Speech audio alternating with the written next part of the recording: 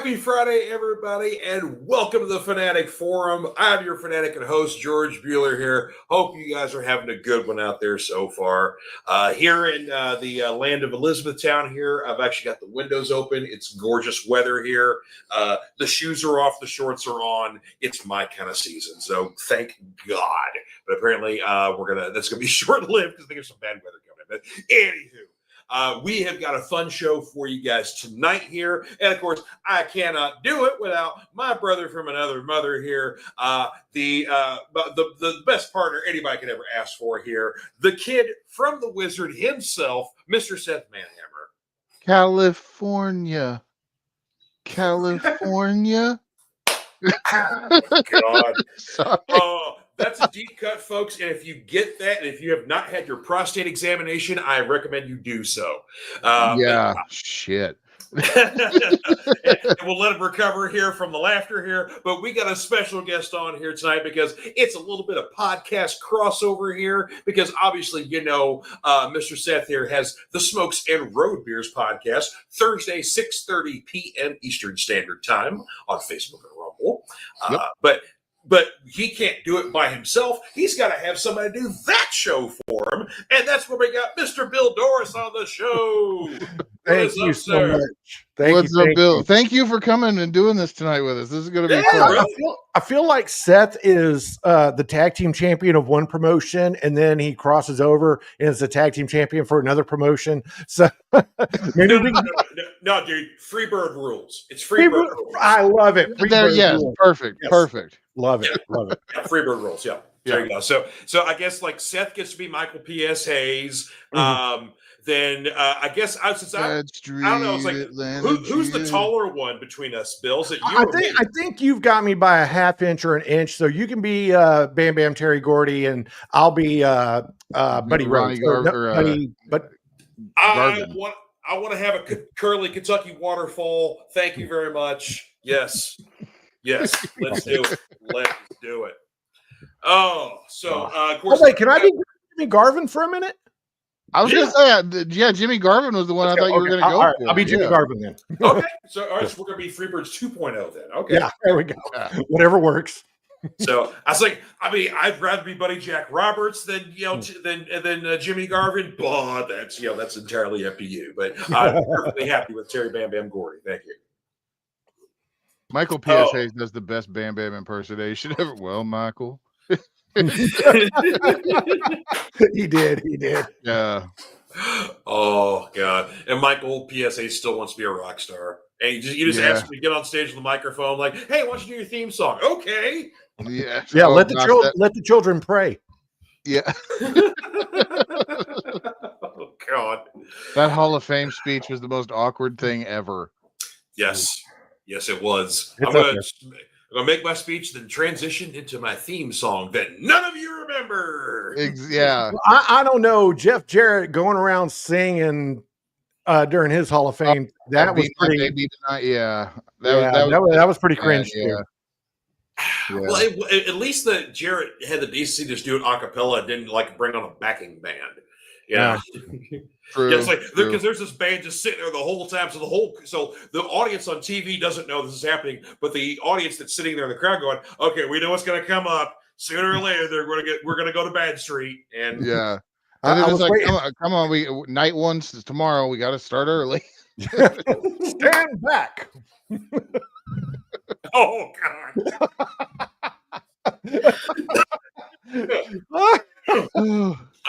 Dude, one of my whatnot streams I was doing earlier this week, we were talking about American wrestlers going over to Japan and recording records. Like, there are more than you know. Like, recently, digitally, the Hulk Hogan Ichiban has been made available. Oh God! So I didn't even know that was a thing.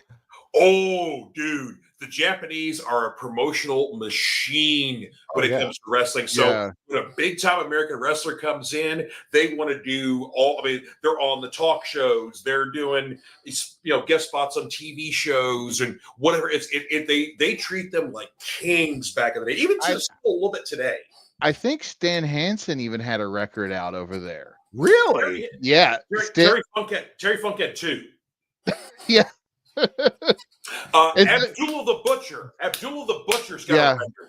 Yeah, Abby had a record. Yeah. It was like when the Chicago Bears did the Super Bowl shuffle, and then except that like the Japanese wrestling version of it with gaijin wrestlers. I don't know what's more impressive, the fact that wrestlers will go over there and record records, or the fact that Seth knew what the Super Bowl shuffle was, because Seth's not into sports ball like that.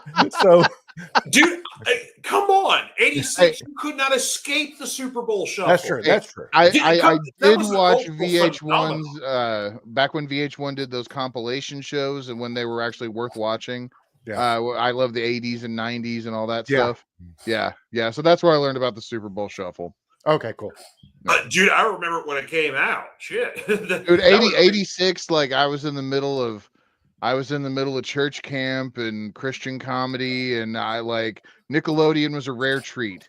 So I was oblivious to things that didn't. Yeah, dude, I love the Fridge because he was a member of G.I. Joe, and I knew who he was, and I love Steve McMahon, or was it McMichael? Mongo McMichael, Steve McMichael. Yeah, except they had like the big wraparound shades. Mm-hmm. So like, yeah.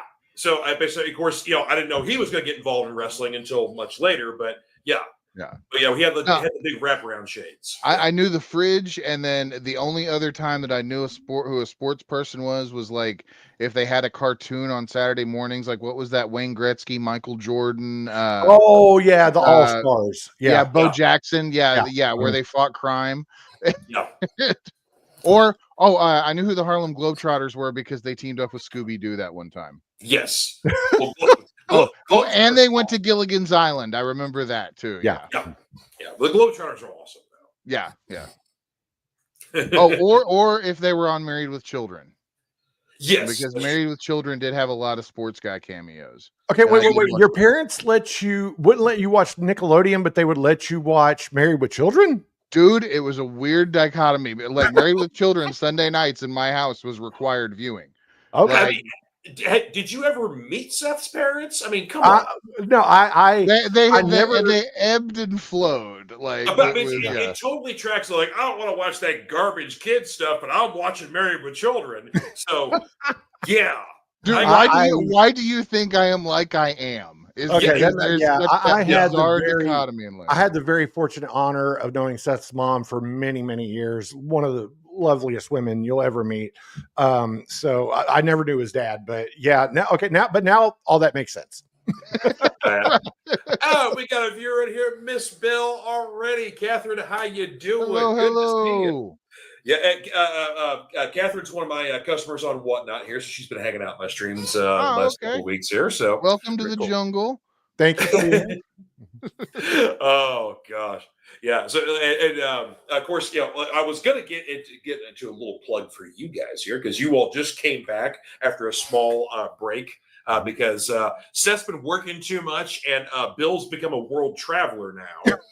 So just getting back from the Isle of whiskey, beer, green, and fight, aka Ireland.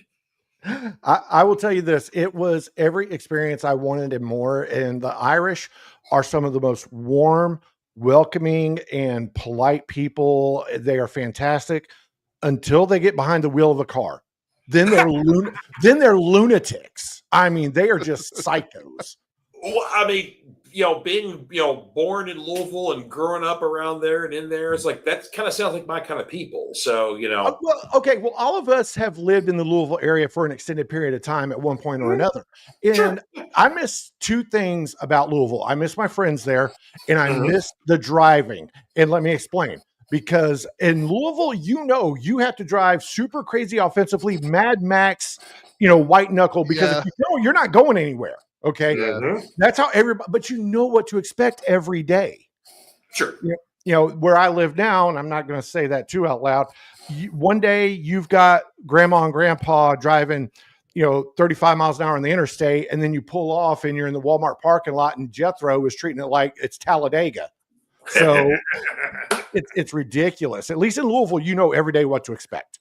I would. Oh, sorry, Seth. Go ahead. Well, no, I was thinking about this. I was stuck in traffic the other day because Disturbed was at the Yum Center, right?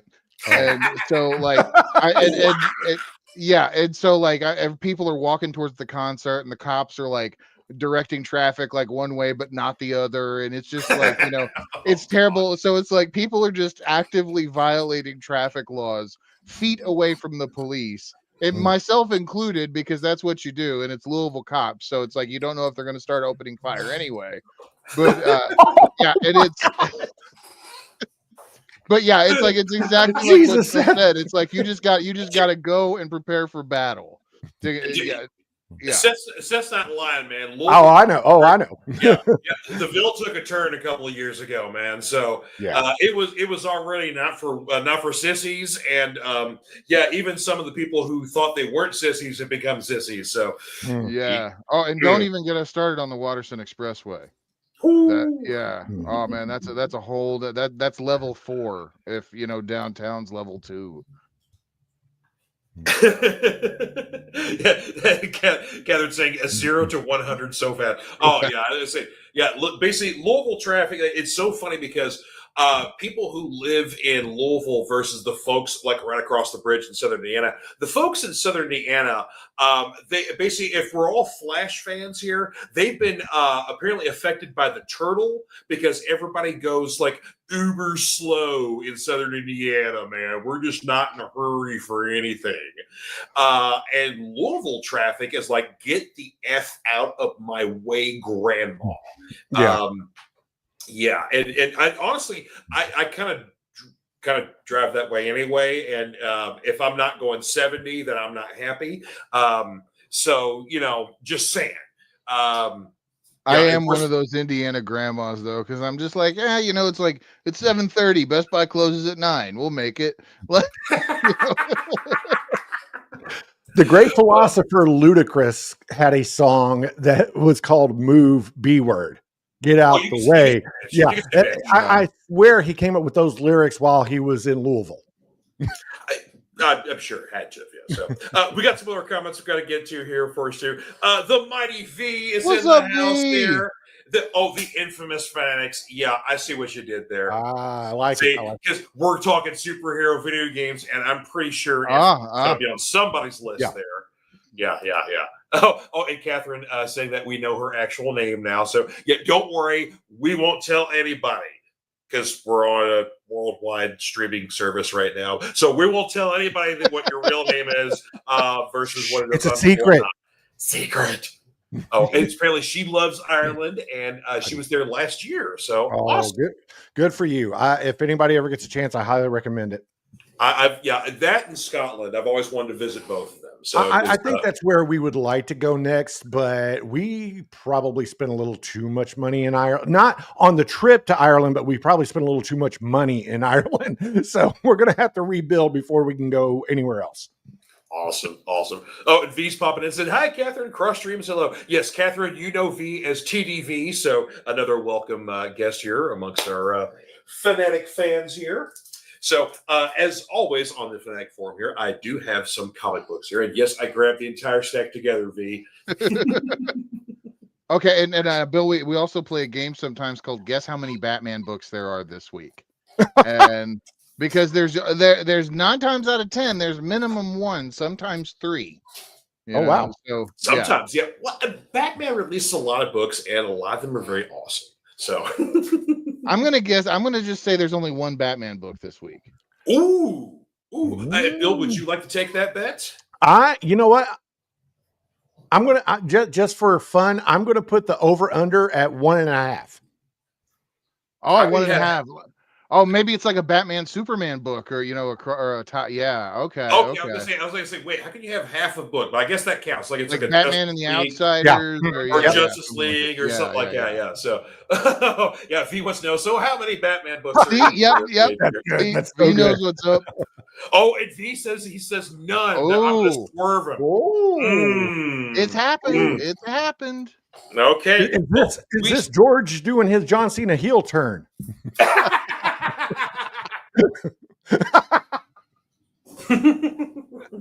Oh my God! That finger, that it was what the hell was that, dude? I love that. That was I did too. Over the top and everything like that. But Brian Last on Jim Cornette's podcast said it best with Cena's, like, literally the facial expression. Like, he was happy John Cena, hustle, loyalty, respect, make a wish. And then in an instant, his face turned into a 30-year cop on the beat who's seen it all.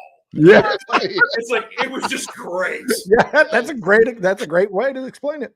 It really was. But talk about it in an epic moment in wrestling history and that we all witnessed. Yeah. Man. Yeah, I said it last night on Smokes and Road Beers that it's cinema right now. It really, our buddy Steve, that's his phrase that he likes to say. But it's cinema. Yeah, and our very first promo is this Monday on Raw. Because that's the one this is the one that's going to be in Brussels.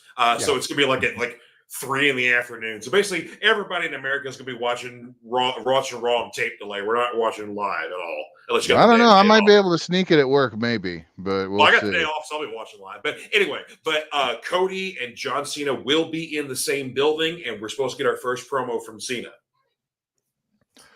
Okay, so, Seth, I got to say it real quick. Between the beard and the hair, you are going total Viking mode, and I'm here for it. I love it. I got the undercut touched up, so it's kind of itchy at the moment. So I'm I'm still getting tickled by my hair in the back. So that's why I'm trying to readjust and everything. So I apologize. If you became the third War Raider, I wouldn't bat an eyelash. Eric, Ivar, and Seth. Yes. Yes. I could get down with that. Yeah. Oh, and V says he's looking forward to seeing what Cena's going to wear. Is he going to go full JM hardcore NWO? Yes. What's the meme where basically somebody has the Cena's head shaved, he's wearing glasses like The Rock, and they're standing next to each other. It's like he's bald and glasses like The Rock. Like, come on, John, just shave the head.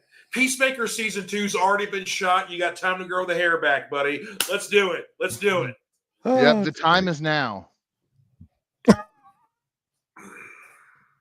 Wow. That's our second dad joke of the night here, and we are only 18 minutes into the show, folks. All right. Comics. He sounds so distraught saying it. Hey, anywho, go on with your comic books there, George. All right. Here's my funny books here for the week. So this is issue 5 of Absolute Superman. Now, in the Absolute series that have been out, which is basically this is like an alternate universe for all of our DC characters. So everything's different, nothing's the same, all that good stuff there. This is the issue I think that really kind of brings the storyline home.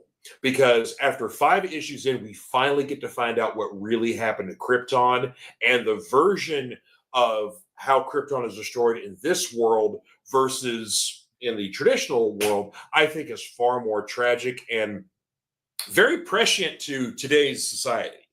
Like, can you imagine if Earth was about to be basically on the verge of self-destruction and the leaders of the world knew about it, but they kept it from the regular people because the leaders were figuring out a way to try to get off world. And once the regular folks figure out, then they mob basically the halls of leadership where their planes are sitting there waiting, and we have a mob scene on our hands of the entire planet trying to get off world because they figured out that the in power ones have figured out before they have. So just like Silo 17. Yep. So that I think really issue 5 is what really brings it home. And for folks who aren't normally Superman fans, I think this is kind of the one to check out because it's a very different Superman, very different world, everything. So yeah. Okay. Oh, and V says, sorry, Seth, that was a good one. Thank you, V. Yeah. V's got my back. V has got your back. Seth, by the way, that was a great Silo reference, my man. Thank you. Yeah, definitely check out Silo and Severance if you haven't done it. Both shows, excellent shows. I know. It's like Tommy at the shop. He's got Apple, and I don't. So he's told me about how good Silo is. But I'm aware of what has happened in the show. So Yeah. at least I got. I think right now you can get like 3 months of Apple TV for free or something like that, like on a Roku TV. Nice. But like I highly suggest checking out Silo. It's one of them shows that you just get lost in. Oh, And yeah. Oh, and actually, sidebar here, because I talked about this last week, but since you were on the show, I'm not sure if you heard about this. So Roku had a thing going on for literally 4 days, and it was amazing. There is an app that every now and then appears on, it's only on Roku devices, Roku TV. It changes its name sometimes, but normally it's referred to as Cinema Box or like Movie Palace or something along those lines. It's a free app. They have old movies on there. Usually we're talking like 40s through the 70s kind of stuff like that, right? But they got a good selection of movies. But in this particular time, what got so much press, they had the original 1977 cut of Star Wars on there. And it was a beautiful transfer, full digital, great sound, and I'm talking, it was everything. There was no A New Hope on there. James Earl Jones did not get a credit for the voice of Darth Vader. Han shot first. The friggin' stormtrooper bumping his head on the doorway coming in to meet R2 and 3PO. Everything was in there, ladies and gentlemen. And that app was. I gotta add, so this was the very pale blue Luke Skywalker lightsaber. Oh yeah. Yeah. Okay. Everything. The original, like not even the 1981 recut where George Lucas stuck A New Hope on there and fixed the lightsaber, and also cut out the stormtrooper getting bumping his head. And then also James Earl Jones getting credit in the credits there too. So yeah, he still left Han shot first for many, many years, but a lot of that stuff. But yeah, so this app was available for a mere 4 days before it got shut down. And when I say they didn't take off the movie, they took off the entire app. So again, I looked into it, did some more research. This particular app has appeared on Roku devices periodically over the last 3 years. Like it'll pop up, it'll go away, and it comes back again. And usually it's got something in there that they shouldn't have, and everybody goes AP over it, and then it goes away very quickly. See, this is wild to me because I know that there's an entire side to Roku stuff that they don't really talk about. Oh yeah, with as far as the apps go, because I don't know if you can still do it or not, but there's like a whole side loading business for adult content on Roku devices, and of course Roku itself does, like, it's too open source to stop it somehow or something. But it's like that's wild to me because I've seen some of those channels pop up, and they've had weird stuff. Like, how are you getting this? Like weirdly specific things that like. But yeah, it's like a channel that to come up with a cut of Star Wars like that makes you wonder where they're sourcing it from too, because like I said, I wouldn't say this was like a 4K, but this was definitely a digital transfer. This was not like a laser disc or anything like that. It was properly sized. The sound was good. I mean, it just, this was something. This was something modern day, and where they got it, I don't know. There have been some good like restoration projects, like the despecialized editions. This one dude, I think he's in Sweden, did Harmy, and he went through and like I've got a Blu-ray set of them, but they're only 720. I think they go up to 4K now. But he like composited a bunch of stuff, made great, like they're still special editions, but they don't have the special edition content. The effects are just upscaled, but it's like the theatrical cuts. But there's a couple of others too, like the 4K 77 project and all that stuff. But no, I'm gonna dig deeper into this one because I want to see like what people are talking about with this. Yeah, I'm curious. Star Wars cuts have fascinated me. But and I saw the Batman book. Ah! All right, we got one. That's what we're getting to next. Yes, and to answer everyone's questions, this is our one and only Batman book. So yes, that was correct. I was right. Yeah, but this is issue number 4 of Batman Dark Patterns. So this has been a fun series for Batman fans who like your mystery stuff. Because though it's not connected to the Long Halloween universe of Batman stories that include Dark Victory and the current Last Halloween that's going on right now, this could be like a supplemental successor to it. because it seems like the art and the feel of it fits like in that same kind of world. The caveat with this one is that Batman basically has got 4 separate mysteries going on kind of simultaneously. He wrapped up the first one in the first 3 issues. Now issue 4 starts up a whole new one. I don't want to give too much up away, but it has very much to do with this apartment tenement that he is currently kind of overshadowing here. And for any Batman fans who like the villain Scarface, that is the marionette that has basically thinks is a mobster, but may or may not be a real marionette that that can operate independently from its operator, or maybe the operator and the bummy are one. It's always been a confusing sort of thing like that of, who's the real person and who's basically who's the puppet and who's the puppet. I'm sorry, I have to say it. When you said this apartment tenement, I really thought you were going to go to this apartment tenement that Wayne Enterprises has bought and Bruce Wayne's a slumlord. No. My mind went there. Basically, you've got some cops that have been kidnapped by some gang members. One cop was thrown from a window and is already dead, so there's still one alive, and so that's what Batman's there for, to rescue the one that's alive. And of course, that's where the Scarface connection comes in with the gang members, but there's a really cool surprise and a very interesting twist in this one. So again, starting up a new mystery, so it's kind of a different turning point. For this one, you don't really have to keep up with what happened in the first 3 issues to know what goes on in this one, starting up a new storyline. But it's Hayden Sherman is doing the art, and Dan Waters writes the stuff here. And like I said, just if you love classic Batman detective mysteries, that's what Dark Passage is all about. So. Yeah, good stuff. That's our only DC, or that's all of our DC stuff, and that's our only Batman book of the week. So okay. But see, there's usually always one. There most weeks, yes, there's at least one. So we have the upcoming Batman 158, which starts Hush Part 2, the sequel to the seminal storyline, and it's Jim Lee and Jeff Loeb again. Oh wow! So, hopefully Jeff Loeb's not as crazy as he was with the Ultimates. Yeah, but, we'll see. Do we get classic Jeff Loeb? Do we get modern Jeff Loeb? The world will never know until we'll know in 2 we'll know. weeks. Yeah, we'll know. This could be a really good storyline, or this could be shit. Yeah.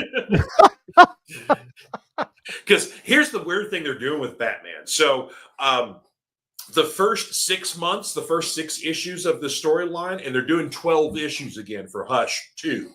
The first 6 issues will be done one month after the other. But then we get a break and a new Batman #1 starts. And apparently we don't get the second half of Hush until 2026. So something happens in the first 6 issues of this new Hush storyline that involves a new #1 Batman starting up. Batman's new costume looks very similar to if, say, Dick Grayson became Batman again and wanted to make it look a little Nightwing-esque, but also be a little bit Batman-esque too.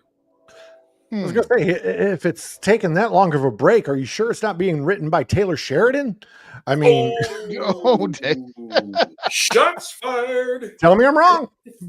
Yeah, well, I don't watch Yellowstone, so I don't care. But I understand your pain. I do understand your pain, though. So okay. Yes. But yeah, I haven't watched any of the Yellowstone or any of the spinoffs or anything like that. So yeah, okay. I understand people enjoy those shows, but I have not imbibed myself. Understood. Now, the other hand, though, I'm all over new season of Reacher. I love me some Reacher, so there you go. Oh yeah, I'm a Reacher fan too. That's that's my basic bitch show there. I mean, I know there's not a lot to it, but just something about it. Isn't the 3rd season out now? Yeah. Okay. Yeah, actually, we're almost through the new season, so I think we got like 3 new episode 6. I think landed this week, so we had 2 more after that. So the new season's almost up. So okay, cool. So yeah, you got some binging to do, but yeah, it's good. Yeah. It's good. Sweet. And man, I hope they make Alan Hutchinson Batman. I hope they do. Oh, dude, he'd be such a huge friggin' Batman. That'd be awesome. Yes, he would. And he's a sharp-looking dude, so he can pull Bruce Wayne stuff. What? No. Come on. They want a younger Batman for the James Gunn stuff because we're introducing Damian, right?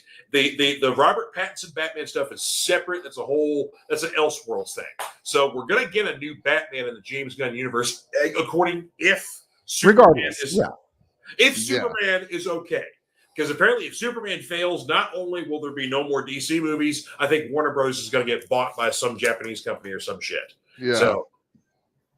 So yeah, I was just like, look, apparently everything Warner Brothers is literally riding on the success of Superman. So yeah, this is big stuff. But if that does work, we're supposed to get a new Batman. And yeah, Alan Hutchinson has basically put his hat in the ring, says, yes, I would love to be Batman. A lot of fans have said, we would also love for you to be Batman. You've already been Hawk of Hawk and Dove, so he's already got his feet in the DC world. Yeah, that is true. Come on. The dude's a monster. He's a good-looking dude. Bill's just no selling this entirely. Yeah. I'm sorry. I think he might make a good Batman, but he would be a terrible Bruce Wayne. That was my problem with the last Batman movie. You know, Robert Pattinson, I thought he played a terrific Batman, but his Bruce Wayne was subpar at best. But see, if you go back to the 1940s stuff, it took Batman a little bit of time to learn how to be Bruce Wayne before he became the dashing playboy that everybody knows, because he was so enthused and encircled with his mission of vengeance first, not justice, vengeance. He didn't know how to be Bruce. Here's what we do. So we cast Alan Richardson as Batman, right? But then we pull an old Incredible Hulk with it, and someone else play Bruce Wayne, like someone swap. Oh, I dig that. Yeah, like an Antonio Banderas. Yeah. Yeah. Oh my God. So Bill Bixby's going to be playing Bruce Bill Wayne. Bixby. Oh, you know what? That's not a bad idea, Seth. That's really not a bad idea. Thank you. Oh, hey, before I get my next, I got to get Bradley on here. What's up, Bradley? Good to see you. What's up, Bradley? Oh, he said, missed my review of Heavy Metal last week. Did a great job describing each sequence. Thank you very much, man. Appreciate it. Yeah, Heavy Metal has always been one of my favorites. And yeah, we delved very deeply into the sequences, stuff that was cut from the movie, and things about the soundtrack you may or may not have even known. So the mob rules. Yes, I in fact, discussed that song because Ronnie James Dio said in an interview that when they recorded the version for Heavy Metal, they were in this creepy castle in London that Tony Iommi found, and they just recorded that song for the record, for the soundtrack. Yeah. Then when they went into their proper studios in London to actually record the album The Mob Rules and re-record that song again, they couldn't recreate the energy and the fire they did for the Heavy Metal version. So the one that's on the album is a slower version than the one that's on the Heavy Metal soundtrack. Oh, okay. Yeah, and the one on the Heavy Metal soundtrack is the better version, really. Damn right it is. And if Seth, being a hardcore Black Sabbath fan like myself, knew this information, and also, had he been there last week and I had to go worky poo and whatnot, would have shared that. But that's okay, because Seth is now independently wealthy, and he is not quite Tony Stark. Rich. Yeah. So you're not quite Tony Stark level, but maybe like somewhere around like Richard Branson level. I'm making armor out of boxes. There you go. There you go. Yeah.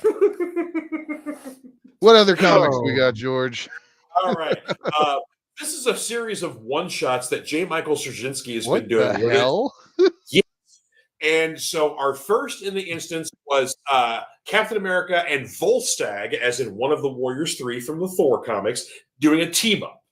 So that was a fun issue where basically Captain America is essentially running around kind of incognito around Asgard, helping Volstagg out with a mission because Volstagg doesn't want everybody to know that Captain America is helping them out. But essentially that's what's happening. So that was kind of fun. This is Nick Fury versus Fin Fang Foom.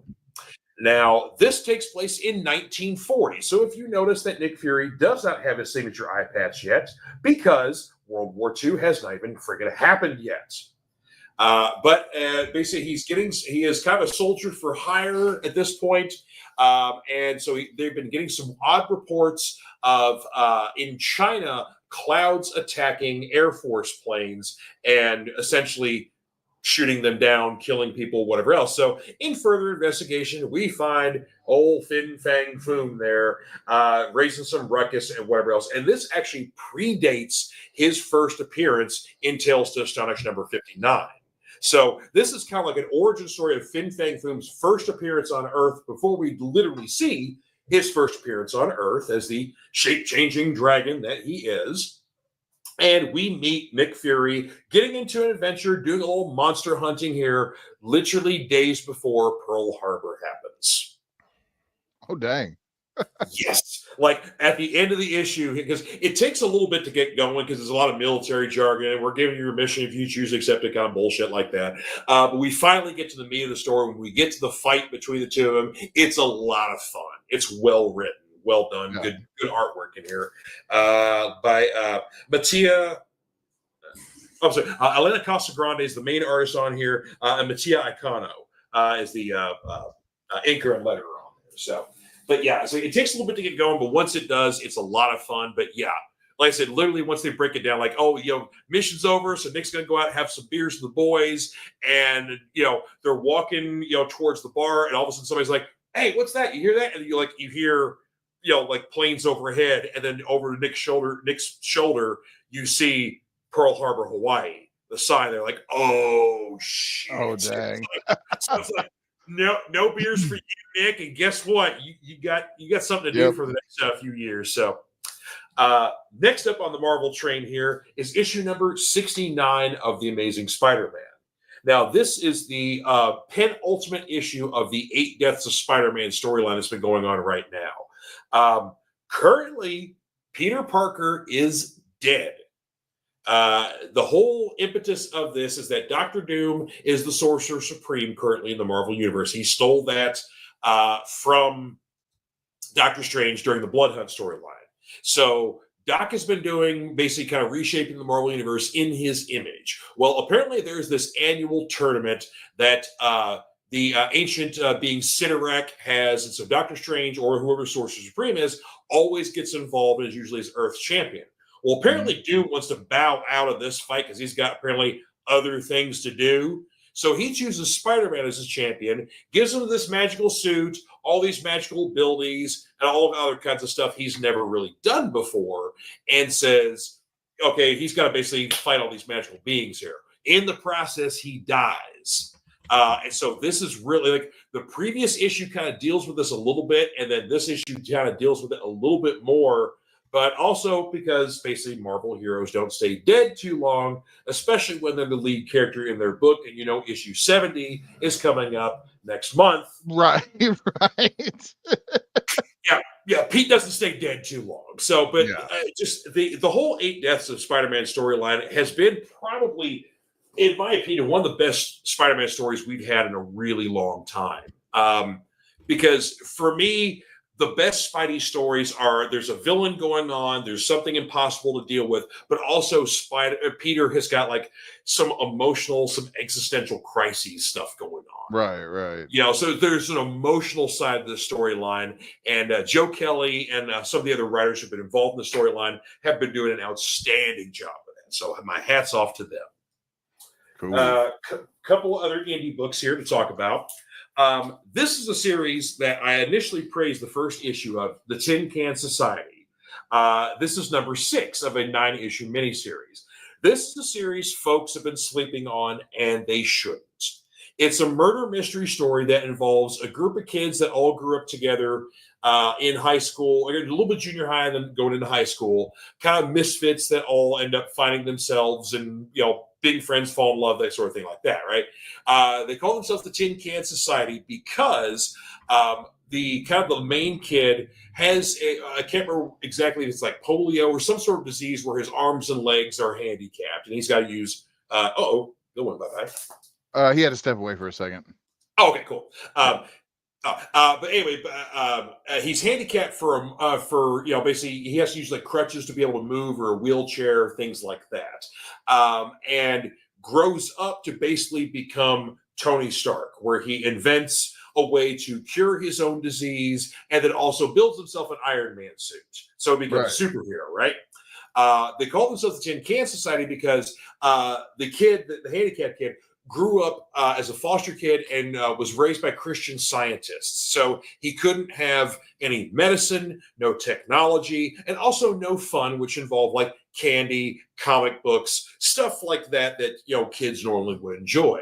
So he and his friends basically would hang out in the park under this tree where they buried a tin can filled with all the stuff they liked. So it's the name Tin Can Society. Right. So first issue starts off with our superhero character essentially being murdered. And now his friends, one of them being a cop, is essentially investigating his murder. So getting into some very intricate stuff, a lot of conspiracy going on, things like that. Issue 6, which is, we got 3 issues left before the end. Issue 6 drops a bomb on us. And I do not want to give away what it was, but a major bomb on the storyline. And again, if people who are not reading Tin Can Society need to friggin' read this book.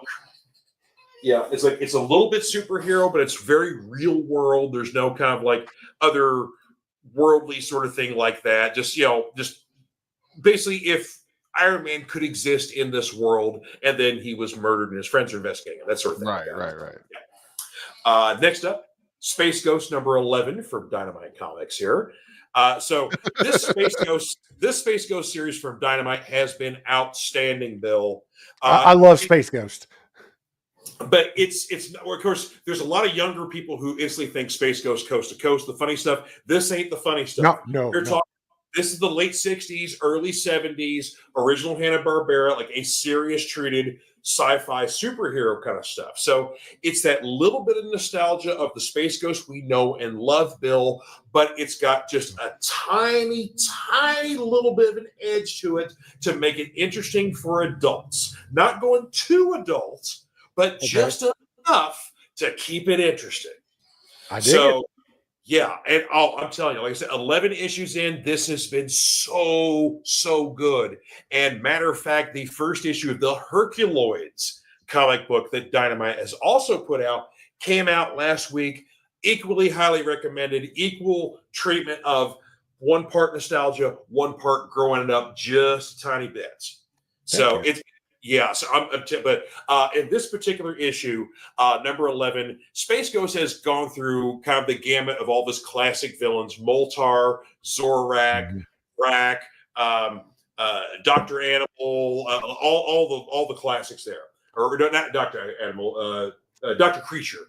Sorry. Anyway, but apparently they're all getting tired of getting their butts kicked, and so they essentially decided to form a Legion of Doom, or they're kind of their own sort of Legion of Doom. And so we see the formation of this said Legion run by Zorak, and they go take out some business on Mr. SG here by the end of the issue. And you're kind of left with an oh damn, because essentially Space Ghost and Jason Jan kind of have a fight, so they essentially leave him. And so Space Ghost is on his own. So he gets his butt kicked. And then the kids come back like, no, we got to go back and make up with him. And then they go to contact and realize he's getting his ass kicked. So they try to race back, and it's kind of like a little bit too late. So, yeah, like 6 of his greatest villains have teamed up to basically wallop the crap out of him. Wow. Yeah. Stay tuned for issue 12. And last but not least, and Seth's going to like this one here, issue 18 of the Transformers. Oh, nice. So nice. This ends the current story arc that's been going on, where you've had essentially 2 of the Megaformers fighting each other. You've had the Constructicons, which it turns into Devastator, and I can't remember the vehicle ones, but they turn into Bruticus. And so you've had Devastator and Bruticus fighting it out with Starscream, whose lower half has been a HISS tank for the last couple of issues because he lost his lower half in a fight. So he had to get it reformed to a tank. so he can walk around. So he and Soundwave have been fighting back and forth, kind of like their own little factions and everything. Megatron has still been MIA, though in the last couple of issues, we've seen some remnants of Megatron. Well, by the time we get to the end of this issue, Daddy's home. Sweet. Yeah, so issue 18 drops a big old one on us there, and it's the one we've been waiting for. Because, yeah, Megatron's back, and Optimus Prime and the few Autobots who are still left on Earth who haven't been temporarily relocated to Cybertron, they see this return because basically Megatron has a conversation with his essentially fighting children, Soundwave and Starscream. So Right. Optimus sees this. He's like, yeah, we got to go. Yeah. Roll out. Go now. Go. Oh, yeah. By the way, Optimus still has Megatron's cannon. Oh, gee. Oh, shit. What? Optimus Yeah. had to rip his arm off to beat another Transformer to death. And and then he got Megatron's arm attached to him. Remember, it wasn't that he reattached his arm after he beat the shit out of Skywarp with it. But then when he opens up the trailer, his trailer he always tows around with. When he opens up the trailer, Megatron's cannon's in the back of the trailer. So somehow, that's right. Yeah. Somehow Optimus in a fight, I would assume, got Megatron's cannon. Well, now that Megatron is revived and finally walking around, at least healthy enough to be able to do that, he's going to want that back. Yeah. Right. So, I'm telling you, folks, the Energon universe is on fire. And after reading the most, because this week we also got a new issue of Void Rivals as well, which was pretty good. I thought it had a good ending, but not necessarily as good as Transformers was. So I didn't make the cut. But I am convinced that the entire series of Void Rivals is an origin story for Unicron. Oh, damn. And this last issue, this most recent issue that came out this week, I think it's issue 15, cements that. Wow, they're going with Unicron early then. No. They haven't yet. They haven't pulled the trigger. But just the way it's going, I'm like, is this Unicron? So I think basically the entire planet that the Void Rivals takes place on, you got the two opposing, basically the Zertans and the Angorans. They're supposedly the opposing races, but for some reason they probably should be together. But there's a reason they're being kept apart. Right. The planet they live on was built specifically to imprison a being that the Quintessons unleashed on the ancient Autobots thousands of years ago. They were able to imprison him in a planet. And this planet that he is currently imprisoned in looks a hell of a lot like Unicron before he transforms. Because it's a planet with a big ring around it. Yeah. So, if there's something very evil and very deadly that is literally in the center of this planet, and if the Angorans and the Zertans unite as one race, and we've already seen that when the little things that are on their heads that seem to connect, like they might be friggin' headmasters, when they connect, that's literally going to awaken Unicron. I'm telling you, Robert Kirkman. This whole Energon universe is fantastic. Robert Kirkman loves dropping bombs and surprising his audience and all that kind of crap like that. If you remember, literally the beginning of this Energon universe was a surprise. Oh yeah, it was just a stealth drop. Yeah. The ending of The Walking Dead was a stealth drop. So he likes surprising and making his audience go, "Oh my God." So wouldn't an entire series being devoted to the impetus of one great villain be an "oh my God" moment? Yeah. I think so. Holy I would agree. Shit, yeah. Yeah. I'm just saying, I'm betting money now. It's like if this series isn't going to end with the impetus of Unicron, his awakening and being created, whatever else, then I don't know what it is. So yeah. All right. To the nature at hand. We're only 15 minutes into the podcast here. Getting getting to the actual subject at hand, because that's how we roll the Fanatic Forum. We like to take our sweet old time. So, of course, we are talking about the greatest, in our opinion, the greatest superhero video games.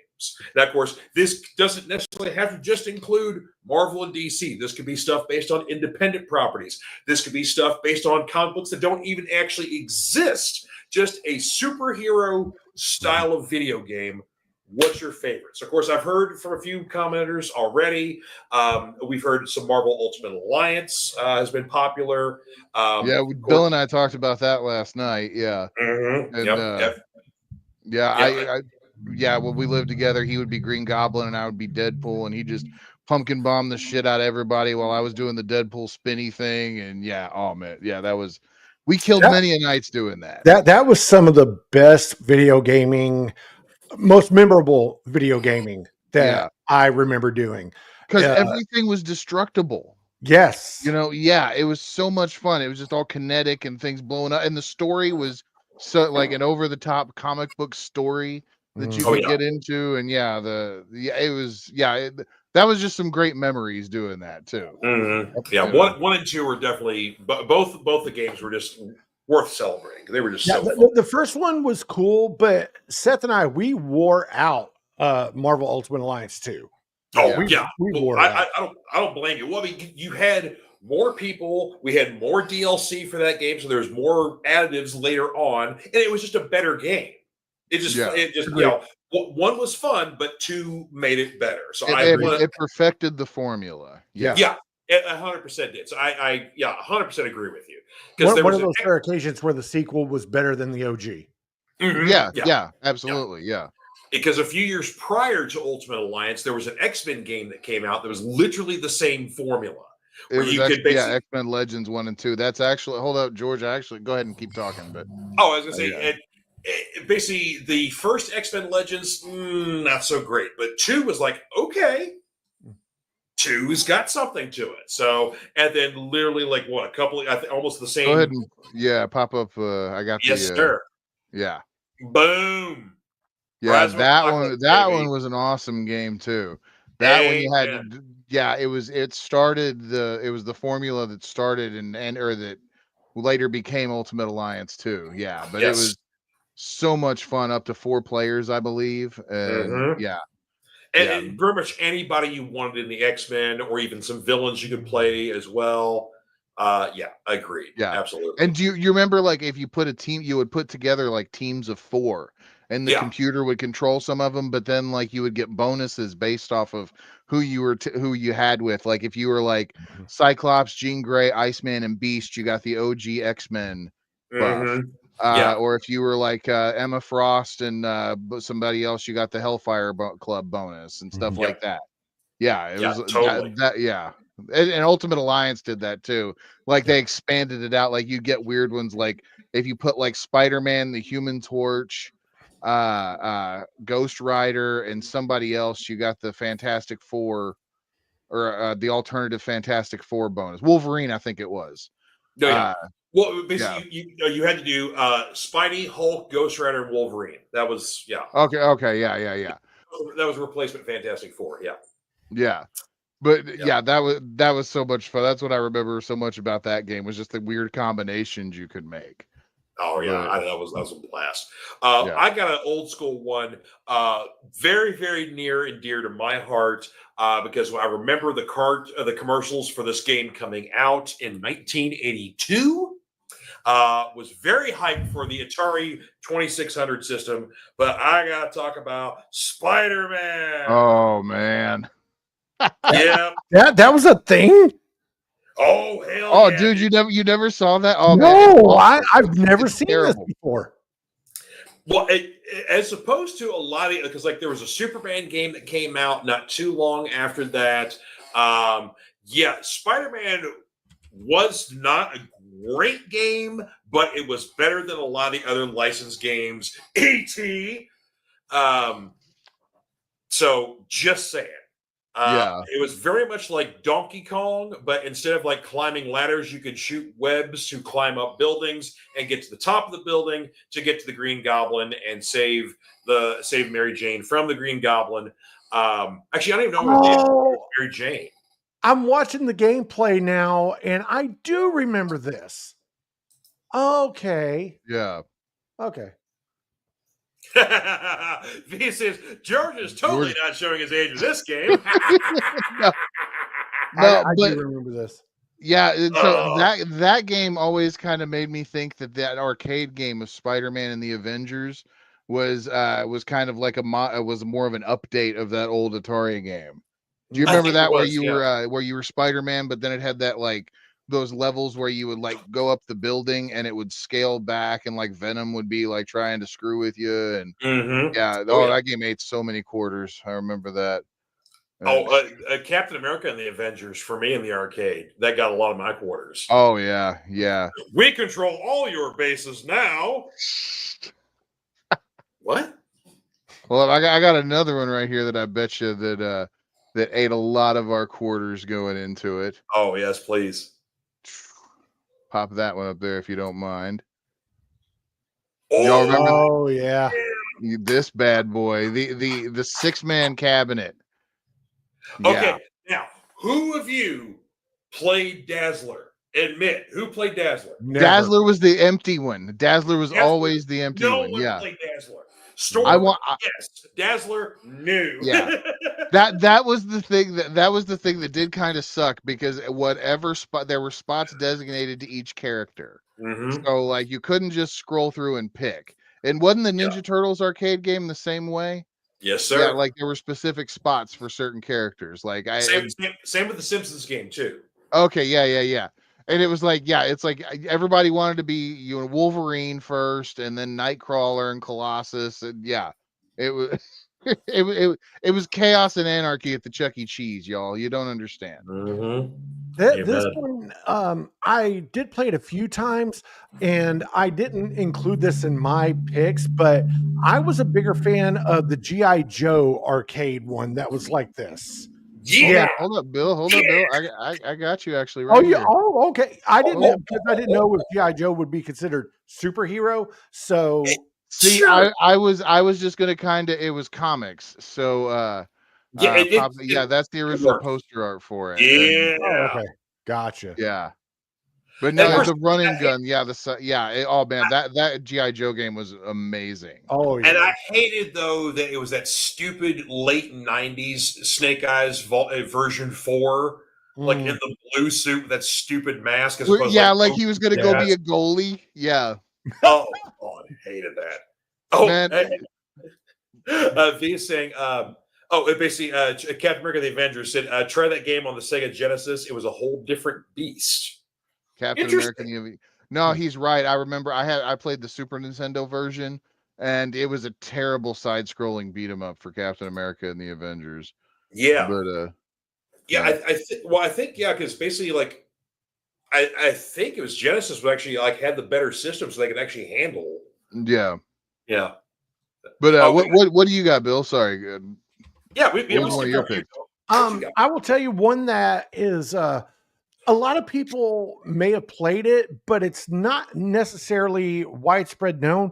I loved City of Heroes. I thought that. Oh, yeah.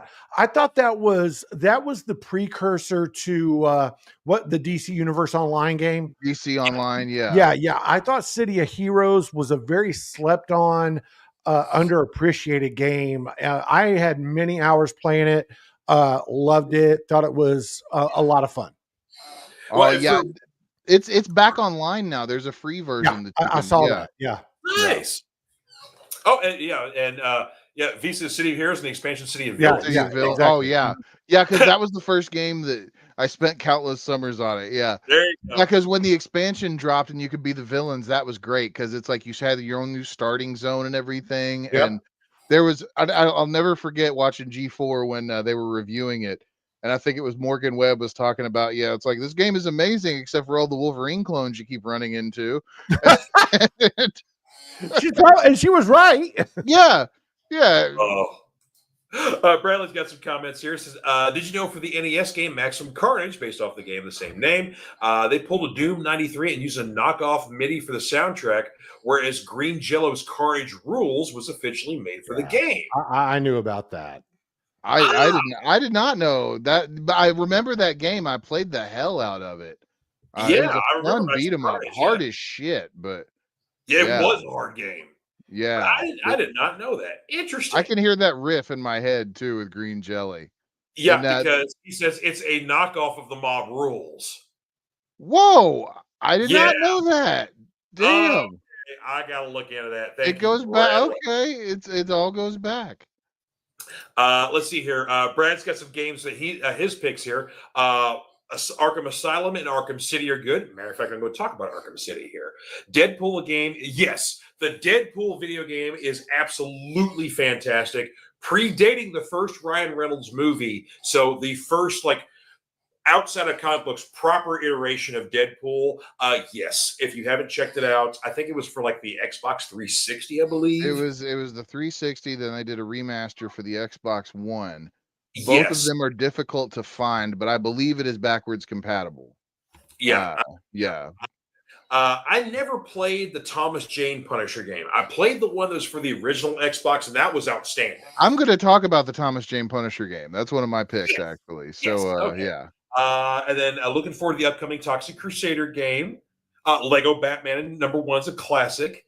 And the Spider-Man game for PS1 and Sega Dreamcast is good. I actually, Spider-Man 2 was always my pick for the old PlayStation games. Yeah, no, I remember that first Spider-Man game on PlayStation 1. I remember playing that in college, man. Because there were people that were coming in, because we would always sit with our dorm rooms open, right? Mm-hmm. So people would come in just to check everybody out. And it was when I had that, there were 5 or 6 people just wanting to web swing. And it was fun. Oh, I mean, that was the best part. It was kind of like playing Grand Theft Auto, just running around, just driving around, blowing stuff up, and running people over and picking up hookers. If you were Spider-Man, you just want to swing and fight crime. Yeah, exactly. Yeah, that game was a blast.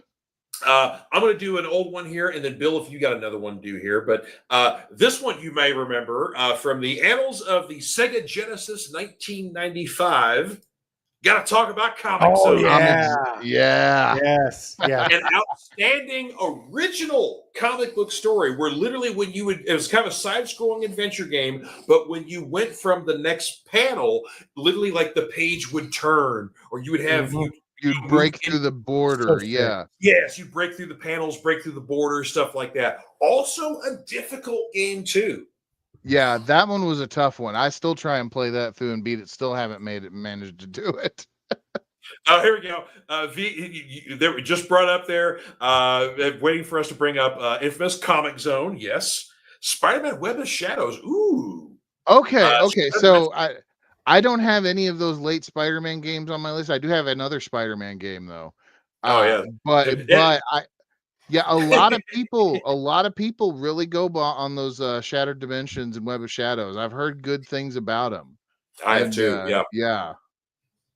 Bill, what you got for us? Okay, so this may not be the top 20 superhero video games, but it's the most memorable for me, or one of the most memorable for me, because Seth and I, we played many hours of Marvel Ultimate Alliance 2, but Injustice 2, that was the first game where I plucked down $100 to buy the Ultimate Premium version because I knew all the DLC was coming, and I convinced my super awesome, beautiful, smarter than me wife to let me do it because I didn't want to have to pay for all the other packs that was coming down.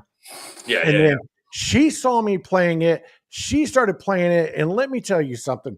I would beat the brakes off her like she stole something in Singapore until she started playing with Catwoman and unlocked the overpowered whip. And then oh my God, I threw a controller. As a 40-year-old man, I threw a controller because my wife was just beating me like I stole something. I was like, what the hell? She got she unlocked that overpowered whip with Catwoman, And I'm done. I'm Yeah. done with you. Divorce paper signed. Let's go. But yeah, Injustice 2, I get it. It's Mortal Kombat with a DC skin, but I don't care. We But, had so much dude, fun playing that. that Storyline game. for Justice is awesome.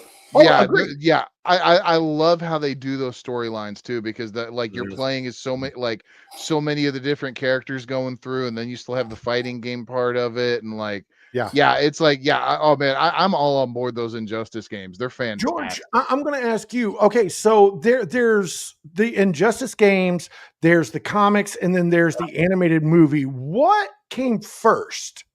The game. Okay, so the game came first. The comic, I've never read it. I would like to check it out. But I will tell you, the animated movie, I thought it was terrific, except for the black knuckle thing going on. If you've seen the movie, you know what I'm talking about. It's like everybody had black knuckles. It was really bizarre. The animation style, yeah, because it was really bizarre. Yeah, that was probably just a stylistic. But I mean, that game will always hold a special place in my heart because my wife and we bonded so many hours on that game, and I really enjoyed it. I know some people didn't, and that's fine. If it's not for you, it's not for you. But yeah, we wore that game out. Yeah, no, I remember when that night you came to Louisville one time in the hotel room, and we just played it for a couple hours. Oh and, yeah, beat the hell out of each other with it. Yeah, I was really enjoying Robin with his staff. You know, that was the one thing that because Bill was enjoying it way too much because I had never played the game, and so it was like he could beat the hell out of me with it. So it's like this is for he's like got to get 10 years worth of Halo aggression out in one night to beat me to death in Injustice. Yeah. George, quick story. The first time Seth and his ex-wife, they used to beat the brakes off me in Halo 2. And and I'm not a first person shooter guy, but playing Halo with them, it was, very much a bonding thing with me and Seth. And we had so many hours playing that game. But I think it was 5 months before I finally beat them. And I celebrated like I won the Super Bowl, the World Series, and WrestleMania at the same time. Oh, he did. He was insufferable for the rest of the night. I ran out of my apartment building and I finally did it. Oh, yeah. Yeah, and then I kid you not, for the next hour and a half, 2 hours, it was like, y'all lost. I beat y'all's ass. Y'all suck. And, he wouldn't play again for the rest of the night because we were so pissed off that we were going to beat him. Yeah. Oh, it was disgusting. When you get your butt beat so bad for 5 months and then you finally Dude, my nephew is a fiend. My nephew Harrison, my beloved nephew, love him as my own blood because he is. He is a fiend on Smash Brothers. But the first time I beat the pants off of him, I celebrated like nothing else, and he hated that. Harrison is not a good loser. yeah. Oh, that's good stuff, though. V says, see if you remember these here. X-Men Children of the Atom. Yes. The fighter. Yeah, that was the arcade one, the first Capcom arcade one, right? That started it all. Yeah. The beautiful trilogy that then gave us Marvel superheroes. Let me ask all that real quick. What did you all think of the Marvel versus Capcom series? Love that stuff. Yeah, they were fun. I wish that fighting games have never clicked with me like the way of memorizing the moves with fighters and all that. Yeah. Like I wish it did, because those would be the games that I would just destroy. Like whenever I played them, I would always have to kick it down onto easy and play through the story like that way. Yeah. So, but it's like I still like to have fun with the tag in and out systems and like the big battles, and it's like it was. I enjoyed all of them. I really did. And of course, it's a thrill to be able to basically have your favorite Marvel superheroes and be able to fight with them in a fighting game. And then if you're a Street Fighter guy, when you eventually get to X-Men versus Street Fighter, I mean, that's freaking Christmas Day right there. Oh yeah. Yeah, no kidding. Bradley asked if we remember there was a Jim Carrey mask game for the. I do remember it. I remember it being god awful. Yeah, those licensed games. Yeah. So speaking of which, in a couple of god awful licensed games, real quick, if I can just throw a couple of rapid fire ones of my Please, suggestions. yes. He's going to say the So- Matrix. I just know it's coming. No, actually, I'm not. That No? is not on my. Wow. Okay. Slight segue, real quick. The Matrix, the first one, I or remember the that first one. Matrix. I can't remember what the subtitle was, but it's not the one where you play as Neo. I Right. actually kind of liked that game. That game was not as bad as people try to make it out to be. The story But- is good. Some of the execution, not so much. Fair, But yeah. fair. Yeah. But yeah. pop You're this right. one up there. Yeah. This is one of the videos. This is like one of the video store nightmares that I had to endure as a child. The Uncanny X-Men NES game. Bill might remember this too. Is like that X-Men game that you'd rent for Nintendo, hoping that it was great, but it was just awful. Yeah. It's pretty bad. Interesting. LJN, exactly, Bradley. Yeah. Yep. Yeah. So there's that nightmare. I've got another one real quick. I would say worse than the regular Nintendo X-Men would have been the Sega Genesis X-Men game, as in like ET, frustratingly difficult and bad mechanics. Yeah. I wholeheartedly agree with you on this one, sir. Yeah, this is. Do you remember this one, Bill? The I NES remember Batman? it, but I remember a buddy of mine rented it at a video vault in Radcliffe, Kentucky, and he rented it. And funny side story, he had to go rent it for us because I had rented Super Tecmo Bowl so much that I racked up like this massive debt, like $35 to video vault. So I couldn't go rent it. My buddy had to go rent it for me.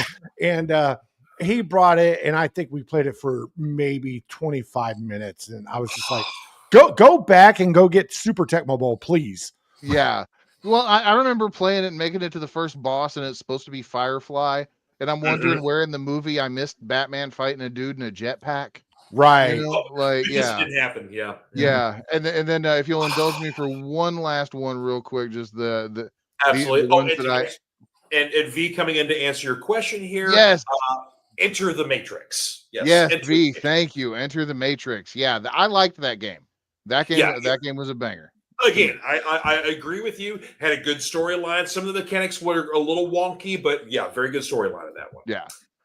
The NES Superman. Oh, yeah. The one that made no sense, where you talk to the Statue of Liberty. Yeah, it was. Yeah. I don't know. Clark Kent could look at ladies with his X-ray vision and see their underwear. You would get penalized for it, but it happened. It still happened. These are the games that you rented at the video store and you got stuck with over the weekend, and you had to play them even though they were awful. So those are my honorable mentions of the shitty superhero video games. And here's the thing. So there's an arcade version of that Superman game that is outstanding. There's a lot of flying. Yes. There's a lot of like flying scenes where you're like busting up boulders and stuff, and basically you're using your laser, your eye beams, and all kinds of cool things. So there's an arcade Superman game that was great. And this NES was supposedly a port of that game, but it was literally the handicapped, you didn't graduate the 6th grade cousin. Oh, I just found it. The Superman arcade game? Yeah, it's okay. Are you okay with I don't know how to approach this. I'll send you a private message first, but go ahead. Oh, okay. I was gonna say there's like nudity or something in it. It's like no. We see Superman's dong. That's the weird arcade game, but the Batman. Yeah, no, the Batman Returns beat 'em up. Yeah, that was killer. That was killer. Yeah. There was the Batman Returns beat. I loved the superhero beat 'em ups. The Tick beat 'em up was one of my favorites. Yeah, that was so friggin' fun, and like it would have dumb stuff like Deflator Mouse coming in and not helping you. Yeah, because it was Sunman. Yeah, I remember that, Bradley. Yeah, here's something. There are two Super Nintendo superhero games for the OG NES. A werewolf one called game Sunman, which was supposed to be Superman. Yeah, a werewolf game with blade hands. It was supposed to be a Wolverine game. Yeah, I remember that too. I can't remember what the name of the game is. Yeah, Yeah. Hell is the main villain, and Magneto and Juggernaut are the bosses. The Huh. werewolf game is hard AF. Yeah, Huh. I know what he's talking about. I've heard about that before. But yeah. Yeah, it's wild because Oh, there was like sometimes where it's like they would develop games like that. There were sometimes like in Shinobi, the Sega yeah. game, where they like over in Japan they were just like, yeah, just put Spider-Man in there. Who cares? And so like Spider-Man's one of the bosses in Shinobi, and they had to change it for Genesis when it came out. There you go. Oh, Yeah. Adventures of Batman and Robin, based off the cartoon. Yeah, for the that Genesis. was a hard game, but I liked it. I did. So you heard it here first, folks. Seth likes it hard. Ouch. Ouch. All right, well, I got another one to talk about here. This is one that Mr. V name dropped here for the Sony PlayStation 3 Infamous. Definitely one of the greatest superhero video games that is 100% original. You Yes. can go good guy, you can go bad guy. Your choices make a difference. Oh, and hang on, we got a PNG here. Yeah, there's the Superman arcade game. I thought that's what we were talking about, and it's available online. Yeah, So. Retro You Arcade. can play it in Okay. the Yeah, browser, retro games. Yeah, I didn't know if it was cool to say that or not. So I don't care, man. Nobody's paying for this stuff, and nobody's paying me to say anything. So yeah, retro okay, games. cool. Yeah, retrogames.cc, dude. One of the best sites ever. Yeah, they would have levels like this in that Superman game, and then they would have like side-scrolling beat 'em up levels, Right? like where you could kind of this game was fun. Yeah, This it game really was. fun as hell. Oh, here we go. TDV says his parents found a trick. He couldn't get a new game until he finished the one they bought before. My parents did the same thing. Yeah. That's mean. Oh, My parents couldn't do that with me because I played a bunch of sports games, and you could run, Yeah. So yeah. So you just had to get the next one for the new year or whatnot. Exactly. Well, back in the day, and because Super Tecmo Bowl, that was the football video game standard for a decade. As someone who doesn't like sports ball, I love me some Tecmo Super Bowl. Oh yeah, but that was the standard until the Madden series started. So yeah, yep, and yeah, V agrees with Infamous. Yes, best original superhero story ever in video games. 100%. 100%. Yeah, good those are great games. Yeah, because because of course they did the sequel, which came out on the PlayStation 4. But then when they came out the PlayStation 5, they did like the new generation, which is called Prodigal Son. So it's like new characters, sort of thing, like kind of almost like a world a little bit further in the future. So it's kind of like it's a sequel somewhat, but it's like completely new territory there. So I never played Second Son, but only played the original two. So, yeah, just great game. Like I said, your powers are like electricity based, but yeah, you start off as a good guy, but the more choices you make, you can start going bad, and you could literally become a super villain and play the game that way. So there's so much replayability in that game. I can't even talk about it. Oh, Bradley's asking, what about the Spawn games? Oh, so I remember playing the PlayStation game and hating it. Yeah. I remember playing there was one of the Soul Calibur games that had Spawn in it. I think like if you had it on the Xbox. And like Xbox got Spawn, and GameCube got Link, and I think PlayStation might have got a Tekken guy, maybe. I can't remember, but that was a fun Spawn game. I've never played any of the rest of the Spawn games.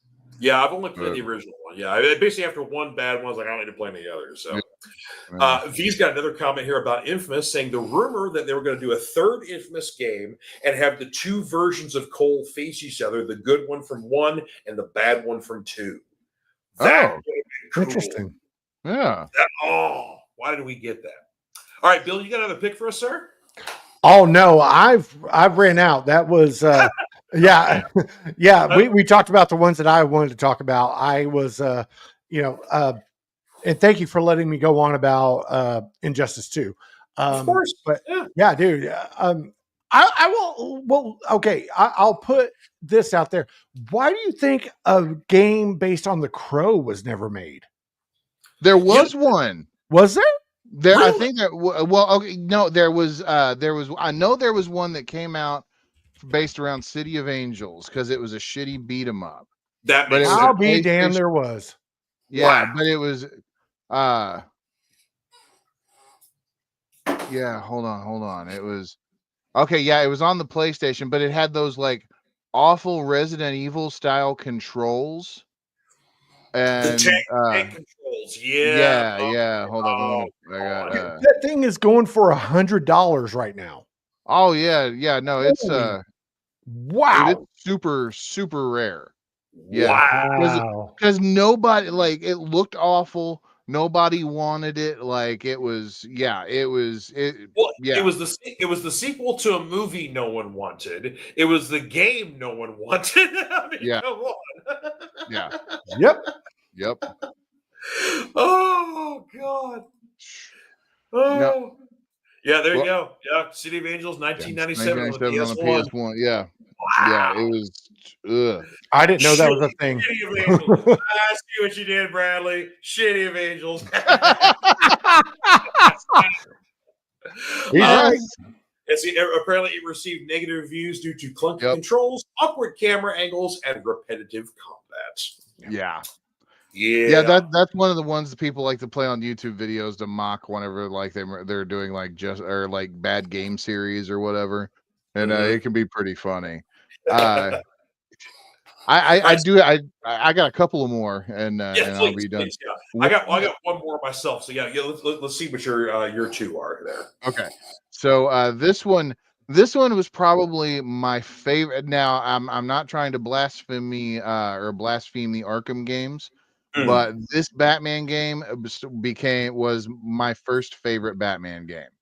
Batman Vengeance on the Xbox and the PS2. And it was the first 3D Batman game, if I'm remembering correctly. And it was based around the animated series, had Kevin Conroy, all the voice actors from the animated series came back. And it was like this good, like 8 to 12 hour campaign that was like a long ass episode of Batman the animated series, or like each level was like an episode. Yeah. And it was great. It was so much fun. Yeah. I haven't seen that one in a very, very long time. Yeah, you're that right. one. I that one was one of my favorites. That was our first precursor to a good Batman game. Yes. Yes. Yeah. 100%. And right. Did you still got another one? I got one more. Basically, since we're on topic here, Arkham City, the third of the 4 Arkham games, because you had, of course, Arkham Asylum, Arkham City, Arkham Origins was kind of the placeholder while we were waiting for Arkham Knight. Arkham Knight, of course, that's the game we finally get the Batmobile, but Arkham City's the first game where like Batman is using his cape to glide. We got the Bat grapple, so I'm having fun flying around, grappling, and beating the ever living hell out of bad guys down there. Yeah, George, I'm going to give you a little story real quick. Please. So, and when Seth and I were roommates, Arkham, oh gosh, I can't remember, but Seth made me sit down and watch the trailer for the Arkham game that introduced Deathstroke. Oh, Arkham Origins. Yeah. Origins, yes. Okay. Yeah. So I'm sitting there and I'm like, okay, it's another Batman Arkham game. And Seth's like, dude, chill, watch. Mm-hmm. So I'm sitting there, and then Deathstroke pops in, and I'm just, and I lost my stuff. He did, and then what he's not telling you is when it popped up, because it was a pre-order bonus that if you pre-ordered the game, you could play as a Deathstroke in the challenge maps. And I thought that we were going to have to hire somebody to get the stain out of this couch cushion that Bill left. He's right. Yeah, because if you notice over Bill's left shoulder there is a portrait of said Deathstroke, and the mask also right behind his head. Yeah. So that's Bill's guy. Well, and also too, don't forget the New Teen Titans #2. That's right. There's Deathstroke right there. Yep, right there. Yep, right there. Yeah. Yep. Great. You also have the entire series of the comic, the OG comic as well, don't you? Yeah, I still have that. So, but that one, to this day is still one of the most hyped I've been for a video game not named college football. Mhm. Yeah, and I- I've seen Bill with his college football, with the college football games. He almost got into a fight with a guy at the GameStop about a fake U of K case. Oh Oh my my God. God. Oh gosh, that stupid oh gosh, yeah. No, hold With on. the electric seaweed. Yeah, on the original Yeah. NES. Oh, I hated that Ninja Turtles game. Yeah, did Hated you it. ever get past that level? No, of I course didn't not. even Yeah, know that was a thing. Is he talking about the Ninja Turtles side scroller? Yeah, hold Yeah, on, hold on, on hold on. I'm the gonna pull up I Oh, gotta. okay, okay. yeah, on the original NES. Oh my God, that game was an exercise in frustration. Huh. Yeah, Yeah. yeah. Because you Oh, go, this oh, is I have seen this. Yeah. yeah, because like Mhm. you go anywhere near this stuff and you Yeah, would you die. died. Yeah. Yeah, Yeah. and you'd have to go and defuse these bombs in under 2 minutes. And As it long Oh, as, was of yeah, like, course, yeah, yeah, yeah. of course, there's a current going on in the water, and the current immediately directs yeah, you right towards the electric seaweed. yeah. Mm. It's Mm. yeah, oh gosh, yeah, it's some horse shit. I never got past this level. I even Can I tried to play it on the Cowabunga collection to see if I could do it as an adult. No, I almost broke my Switch. Yeah. Can we gear shift for just a second because we've talked about a particular topic and I want to expound on it. Please. Yeah, okay. What is the most frustrating video game you've ever played? I'm going to say Oh. for me it was Ninja Gaiden, Oh. But see, The NES one or the Xbox one? the Xbox one. Okay, oh, okay. Oh, okay, yeah. Oh, no, Bill's my dude okay. with that one because it's like Yeah. I Yeah. gotta say, I will agree it was one of the most frustrating games I've ever played, but it was so rewarding at the same time Mm, because I loved it because that was the first time that I really understood how a game would like you had all the tools to do what you needed. Mm. You just had to be able to do it. Yeah. And yeah. like, yeah, Ninja Gaiden was that game where it made you practice until you could do it. And once you Mhm. like you'd beat that, you'd go after that boss 50 times, but like, on Mhm. the 51st time when you got it and you figured out the pattern and killed it, that was Right. yeah. Oh man, that was killer. I loved it, but it was so worth it. That's why I like the Dark Souls games and Okay. Elden Ring. Gotcha. They're like the same kind of way. Yeah. Yeah, They're see, now frustrating in a good way. the original Ninja Gaiden games, the 1 and 2 for the NES, again, yeah, difficult games, but I still enjoyed them. The one for Xbox pissed me off so much. But to me, though, I mentioned this one earlier. The X-Men game for the Sega Genesis. Okay. For me, it's a game I couldn't get past the first board, and it's different than like going into like the first time I played Bloodborne. I know this is a hard game going in. I couldn't get past that laboratory and that first werewolf because I realized you're not supposed to fight the damn werewolf. You're supposed to run. Well, you're supposed to So die. well, you're supposed to die. Mm, We're supposed to die if you don't run. But yeah, you were supposed to yeah. leave the premises quickly. Yeah, And you weren't necessarily supposed to Yeah. win that fight. But no, ye- so I did look up some of the stuff about that X-Men game that you're talking about. So it just like so when you start the game, it just drops you in with an X-Man, right? And yes, that corresponds to which button on the D-pad is being pressed at the time that the game's turned on as to which X-Man Mhm. you get. Mm. And Yes, but it never there's nothing that ever tells you any of that. nope. And it's just this weird game that just throws you in and wants you to figure everything out.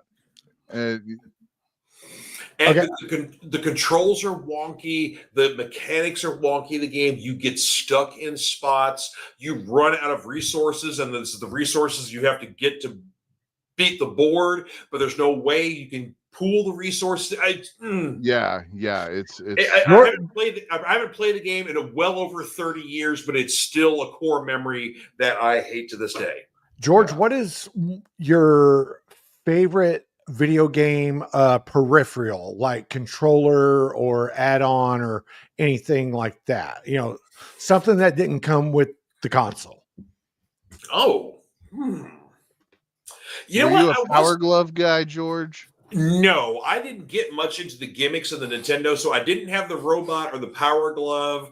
Uh, Honestly, I just had the light zapper. It was like Okay. controllers and light zapper. That's Yeah. really all I had. So I didn't get too much into the gimmicks of Nintendo or I also didn't trust any off-brand controllers. So basically, Gotcha. Yeah. oh, this is the wireless controller with the turbo function. Does it say Sega or does it say Nintendo? I ain't buying it. It says Mad Cats. Now hold on, whoa! I agree with you 99%, but I will say the Mad Catz PlayStation cord that could retract, that thing went hard in the paint.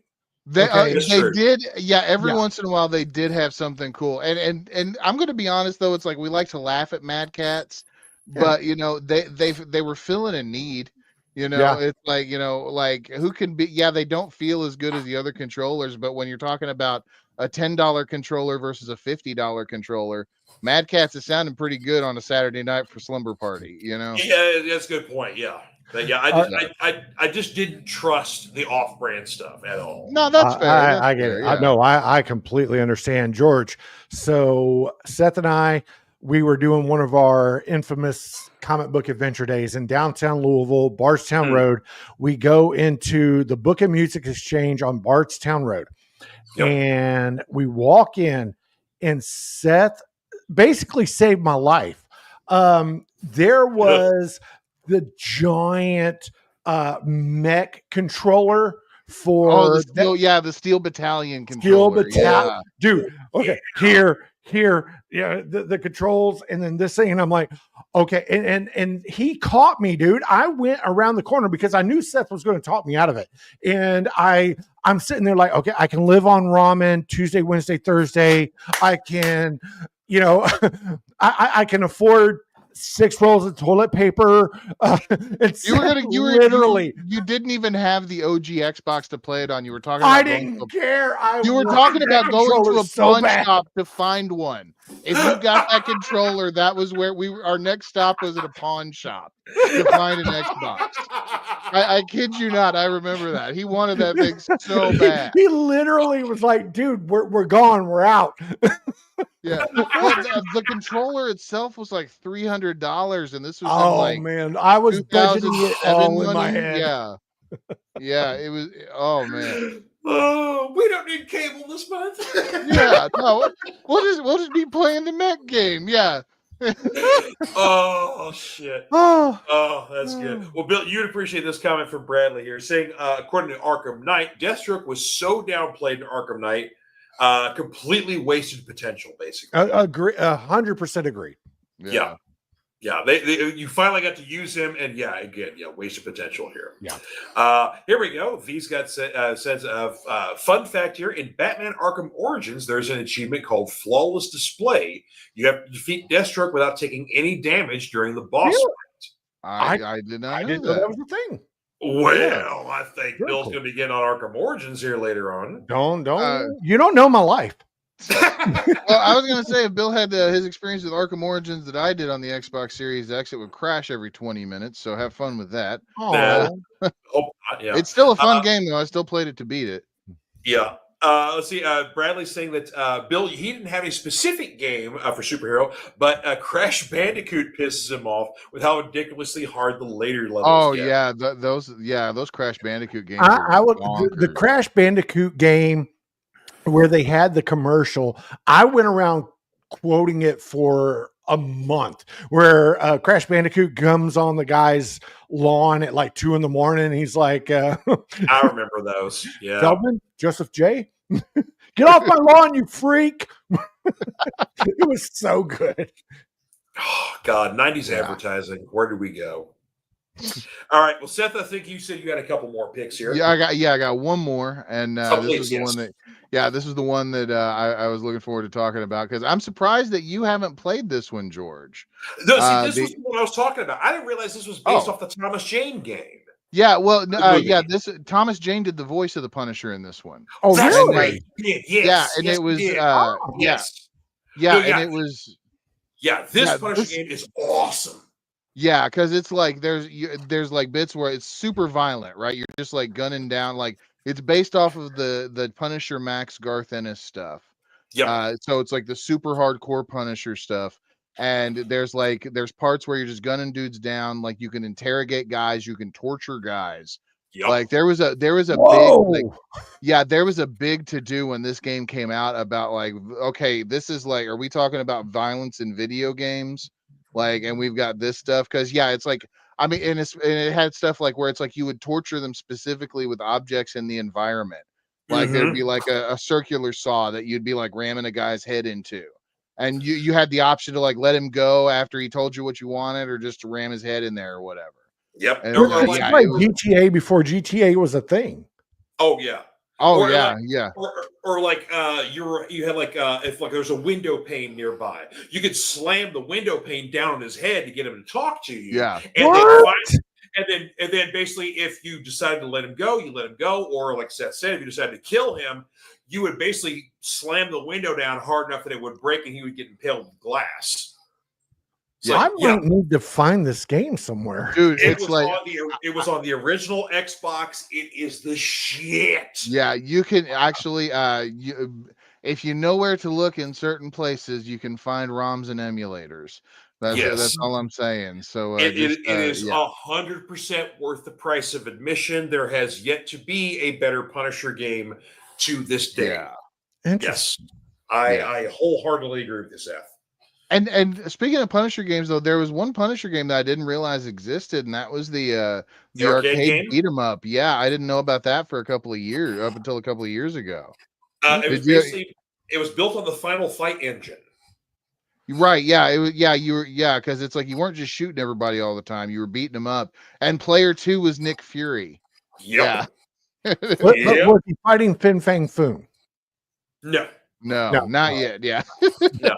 There were a lot of traditional Punisher and then other Marvel Universe villains, but yeah, it was very hard to find the arcade in the States, but it was incredibly popular in Japan, apparently. I'd never played it until maybe 20 years ago on an emulator. And I'm like, oh my God, this existed and I missed it. Right, yeah. I think there was a Genesis port of it maybe too, but if there was, I missed it. I know there was a Punisher game on Genesis, but I think it might have been a port. There was a Punisher game that was on the original Nintendo that was god awful. Oh yeah, that over the shoulder, like the on rail shooter, a rail shooter, yeah, that was terrible. Again, an LGN game. Yeah. Now I will say, in the defense of LJN, the Karate Kid 2 was actually a good game. No, it wasn't. Because Seth, so as a matter of factly. No, I just remember even with a Game Genie, y'all, with a Game Genie, I couldn't get past the now hold on. Okay, for those of you that I gotta interject a second. For those of you that don't know what a Game Genie is, it was literally an add-on that you could put on a cartridge and put into your video game system that allowed you to enable cheats. It was cheat codes before cheat codes were a thing. Yep. Yeah. Okay. Yeah. And I couldn't beat that stupid level with the stupid Game Genie, even that, So no, Karate Kid 2 was not a good game, George.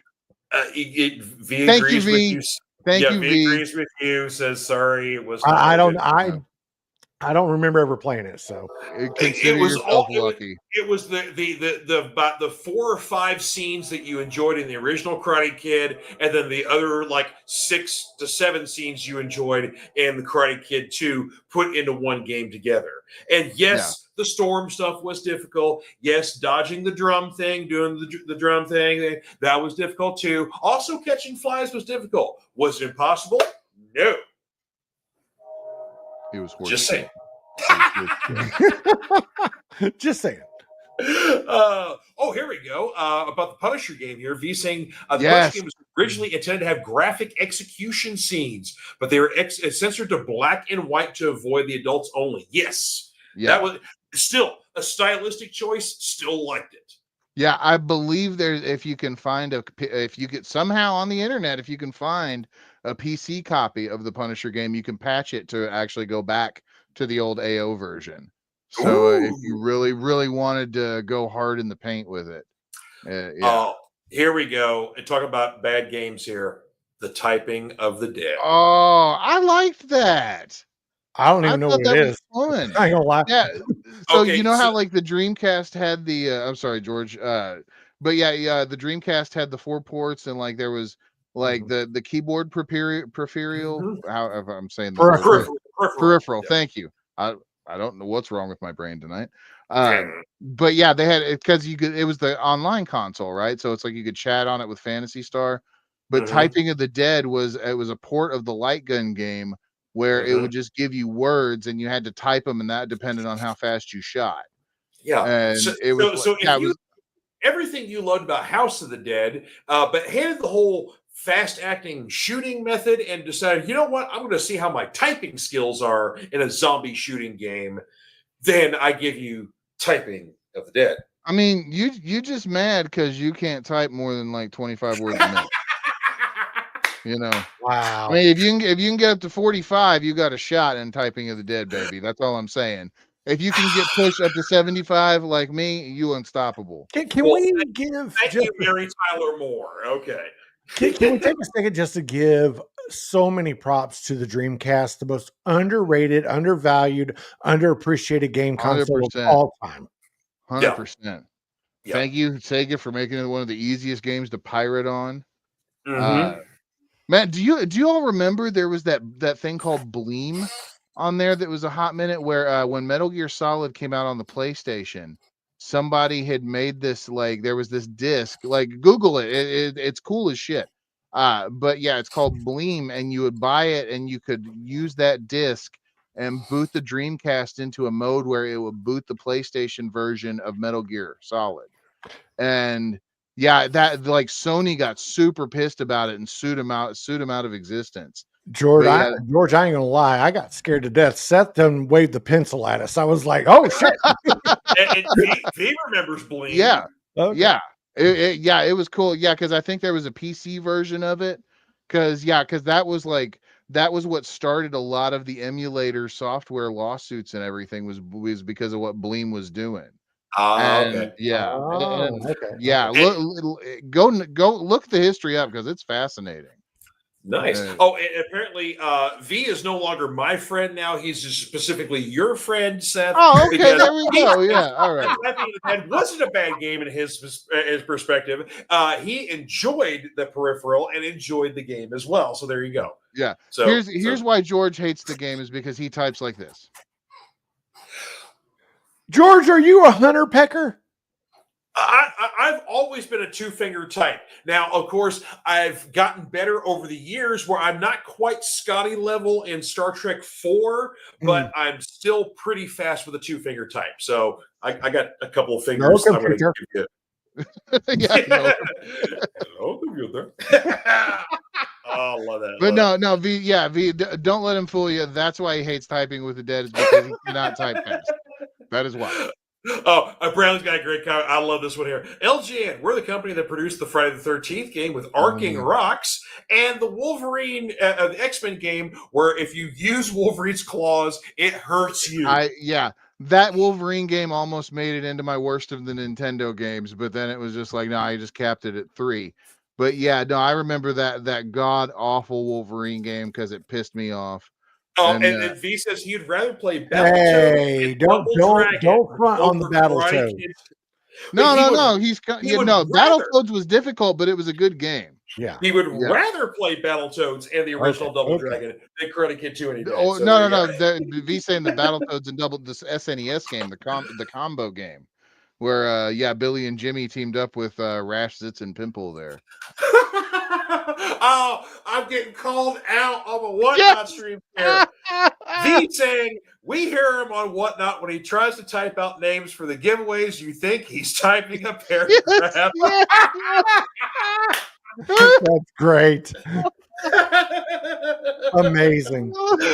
Thank you. Love you too. But yes, please. Yeah. Oh, that's good. Oh, love that shit. Oh, yeah. Call me out, man. It's how the hell, being an English major where I'm constantly writing papers and stories and essays, how did I not get to be a better and faster typer? I don't know, but it never happened. Well, I find it even more fascinating because you and I, we come from the same background in TV and television production and everything. And then you and I, we also lived through the transition from, tape to tape to digital editing. Mhm. So, and I'll be honest, a lot of my typing skills and computer skills, that's where I learned because I wanted to, survive and keep a job. So, and I'm a badass typer. I ain't gonna lie. I don't have a lot of skills, but that's one. So it surprises me to hear that you're a hunter pecker. Well, see, here's the thing, though. The majority of my behind the scenes television stuff, I was on camera. I did a little bit of old Chiron graphics. And again, if you know what Chiron are, get your prostate examination taken care of there because this is old stuff here. Damn it, George. Sorry, didn't mean to make you spit up your drink there. But yeah, so Chiron stuff was all pre-planned. So there's very little live stuff you have to do with Chiron. If something you have to do live with Chiron, something is wrong. And then the majority of my time behind the scenes was on audio, where there's no typing whatsoever, just a lot of mixing, a lot of this. Yeah. Two turntables and a He likes what the superhero podcast has turned into. That's what the beautiful thing about the Fanatic Forum is.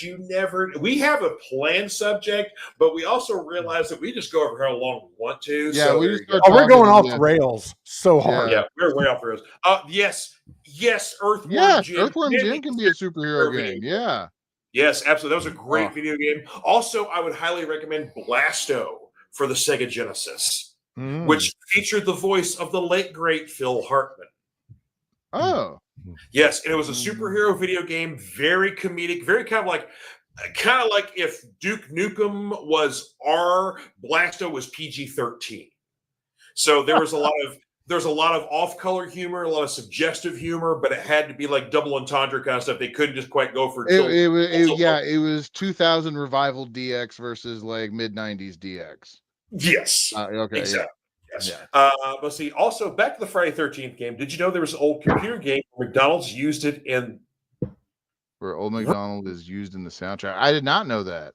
I did not know that there was an old Friday the 13th computer game. Yeah, I remember the old NES game, but I don't remember the computer one, unless it was like ColecoVision or like the Atari 5200 or something. Yeah. Inquiring minds want to know. Yeah, I'm just pulling up the NES game. I have to keep looking into that some more. Okay. Yeah. But yeah, I said, where'd Bill go? I don't. Bill gone. Oh, he's got a rap. Okay. I was sending that message and it just cut me off. Sorry. Well, you said you had to go, so you got to go. Well, real quick, before I do go, I just want to thank George for having me on. Effing amazing time. This was such a blast. And, we look forward to having you on the Smokes and Road Beers podcast very soon.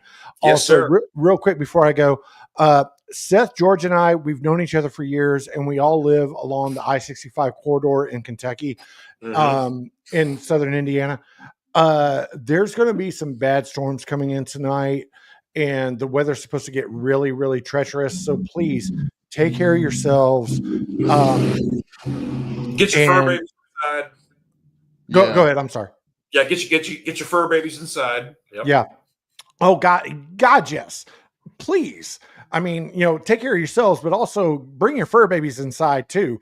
But please, if you live in the Midwest right now, especially the southeastern United States, it's supposed to get pretty bad. I hope it doesn't, but please, everyone, take care of yourselves, get indoors, and have a plan and be prepared. Yep. Get indoors and drop your drawers. Or there's no good rhyme for that one. Last time I did that, I had to get married again. So. And V saying that. There was the Friday the 13th computer game, 1989 for the MS-DOS. Really? And also 1985, the Commodore 64, the ZX Spectrum, and the Amstrad CPC. There you go. Okay. Dang. So V provided the information, but Bradley Thank going in you, the V, way yeah. back. Heck yeah, way to go. V's going hard in the paint tonight. Oh, dude, Yeah. V is the man with the information here. Let me tell you. Love it. Love it. Anytime we're live and we're talking about something we can't quite remember, V gets the AI going there. He goes past the Google machine and goes straight to the AI and gets the Heck answers. yeah. There you Heck go. yeah. George, thank you so much for having me, brother. I do appreciate you. You are most welcome, sir. Good to see you, man. Thank And you, yeah, Bill. we got to wrap up here because we've been going almost 2 hours here. So Yeah. I need to eat some dinner. And Seth's got to let the pups out. Bill's got to pee. I mean, we got something to do here. You know, so. So anyway, so you all have yourselves a wonderful weekend. Thank you so much for tuning in to the Fanatic Forum tonight. We definitely had a great time here. Thank you to V, to Bradley, to Miss Texas Bell coming in here. Of course, Bill for being out here. Seth always for being here with us. Check out Smokes and Road Beers, 6:30 Eastern on Thursdays. Facebook and Rumble. Be there, be square. It's the dirtier version of the Fanatic Forum. They get to say F. They get to say F word. So, but yeah. Anyway, so check them out. I'm gonna be on there very soon. We got some. We got what you said. We got a tournament to do of the greatest tag teams coming up here. Yes. We're going to do that, but we also need to talk about the Stan Lee stuff with this possible documentary coming out and some clips that have been put out on social media. So we hope to have you on for both of those. Yes, sir. Yeah. So we got some upcoming crossover here. So, ladies and gentlemen, check out Smokes and Road Beers. Check out the Fanatic Forum if you haven't already. Spread the word. Basically, these are the places for geeks. It's for us to just let our hair down, so to speak, and talk about chop here and have a good time. That's what those shows are. Well, grow your beard hair now, for God's sake. I mean, do something. Do something, man. Grow something, for the love of God. Goddamn, pal. That's good shit, pal. Anyway. All right. Enough Vince McMahon mockery. So, anyway, you all have yourselves a wonderful weekend, and we will see you next time on the Fanatic Forum, TTFN. Bye. Bye-bye. My name is Mark Weiss, and I am the founder and president of an organization called Comic Books for Kids. 6 years ago this month, we embarked on a journey of passion and heart. Our goal was to make a difference for children in hospitals and cancer centers. Little could we have ever imagined the response we have now. Starting with just hopes and dreams, we had no money for our mission. We had no product to give to the hospitals, and we had only called a couple hospitals and asked them, if we were to provide you with comic books, would you be interested? And they said yes. So we embarked on a 1-year journey to make a difference for these kids. We realized that even though we can't take away the reason these children are in hospitals, we can perhaps, while they are there, let them fly like a superhero, be princes and princesses, and embark on a mystical and magical journey to take them away from where they are in that hospital bed. Today, and thanks to your support, we are thrilled to say that we are now the largest charity in the U.S., supporting well over 200 hospitals in all 50 states for not only comic books, but for other pop culture items like Funko Pops, action figures, coloring books, Spanish bilingual items, backpacks, and more. When we received materials that were inappropriate for the young ones, we started a sister charity called Comic Book for Troops, and overnight, we became the largest charity in the U.S. for these same items to all branches of the military. We want to thank our friends for providing us their support and for allowing us the means to make so many happy with their gracious give to us.